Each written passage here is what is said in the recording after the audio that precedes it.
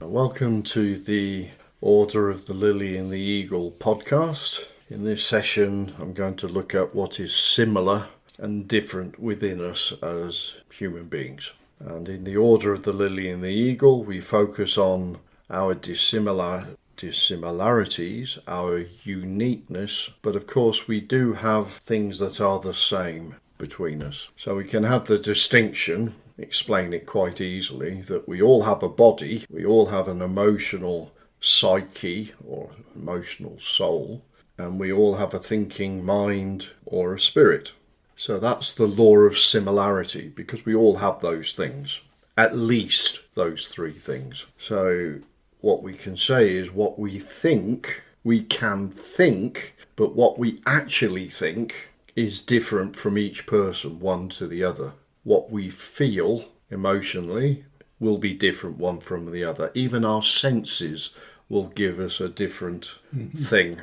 So for instance, in 2015, there was a big rage on going around the internet of a dress which either looked blue or black, blue and black, or white and gold. And people would argue that the dress had two, no, it's blue and black, and no, it's white and gold. So this shows us very clearly that each one of us has a different way of sensing something. In that case, colour.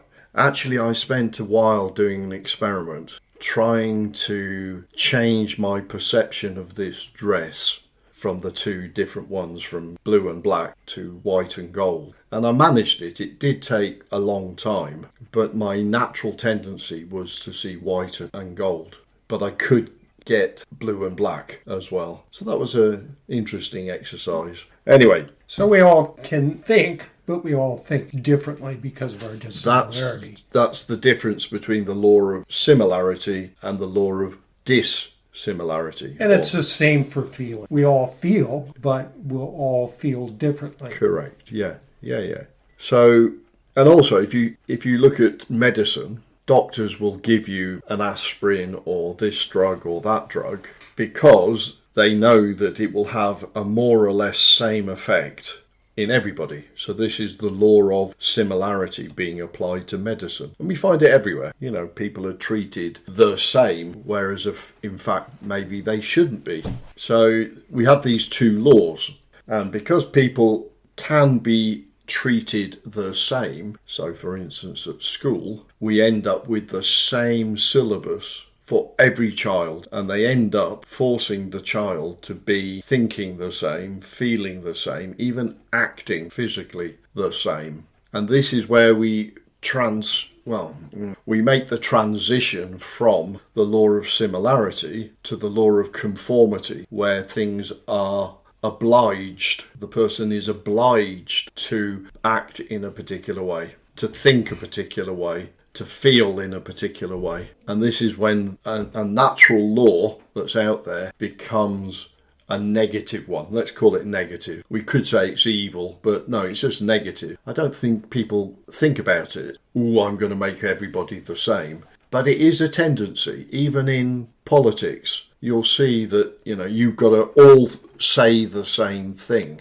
When you talk to the press and when you're talking to the public in general, you have the same line, even if it's complete and utter, and I'll bleep the word out for you. It's awful. You know that they're talking rubbish, utter rubbish, But that's the law of similarity, distorted into the law of conformity, to conform. But in the order, we think the law of dissimilarity is much more important because difference is everywhere. So you've got the classic example in the 1930s during the American Dust Bowl where the crops were completely wiped out. You had these huge areas of monoculture, everything the same. So when things went wrong, the whole lot was lost. Whereas if you'd had the variety of crop rotations and what have you, you would have not had such a disaster, agricultural disaster. But still we're planting huge fields and we're keeping it under control because we're poisoning our food with all sorts of chemicals to keep off aphids and God knows what else. So we need to kind of think about this. Difference is good. And I would argue the greatness of America, for instance, is the difference of its people. Different cultures, different from different countries.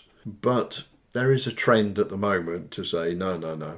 We don't want people who are different. We want to get rid of all that. Well, I quite like different food from different countries, you know, and it would be a shame to sort of go back to English food. And I can tell you, it was dire when I was a kid. You know, the exotic thing in Britain was fish and chips.